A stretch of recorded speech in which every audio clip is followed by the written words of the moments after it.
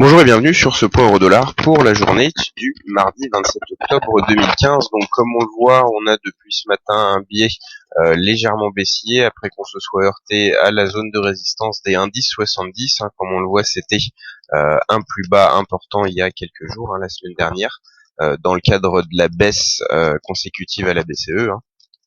Donc on a touché ce seuil qu'on peut considérer comme une résistance immédiate et là on est en train de tester les indices 50, donc un biais plutôt baissier pour la paire euro-dollar ce matin, un biais baissier de court terme qui correspond également au biais baissier qu'on retrouve si on prend un peu de recul, comme on le voit.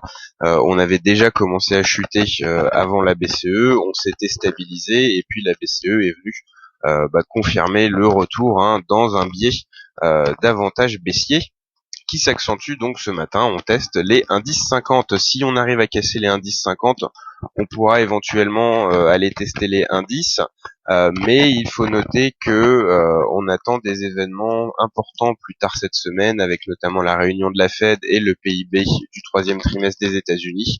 Donc il ne faut pas s'attendre non plus à des mouvements trop amples avant ces événements. Donc une baisse très au-delà de 1,10 semble peu probable, de même qu'une hausse au-dessus de 1,11 avant qu'on en sache plus sur ce que la Fed a à nous dire et sur la teneur du PIB américain du troisième trimestre. Donc voilà, ça c'est ce qui pourrait plaider pour un certain attentisme aujourd'hui, mais d'un point de vue graphique, on a pour l'instant un contexte qui est baissier.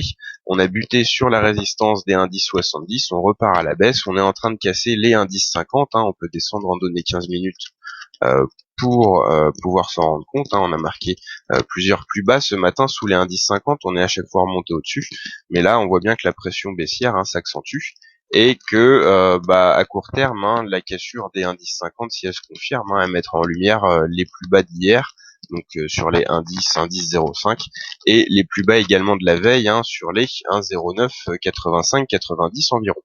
Voilà pour le contexte actuel, et pour renier ce biais baissier, il faudrait qu'on passe au-dessus de 1,10 70 75 et encore plus idéalement au-dessus de 1,11 et au-dessus de ces seuils, là on pourrait commencer à viser les 1,11 30 et puis 1,11 50 éventuellement.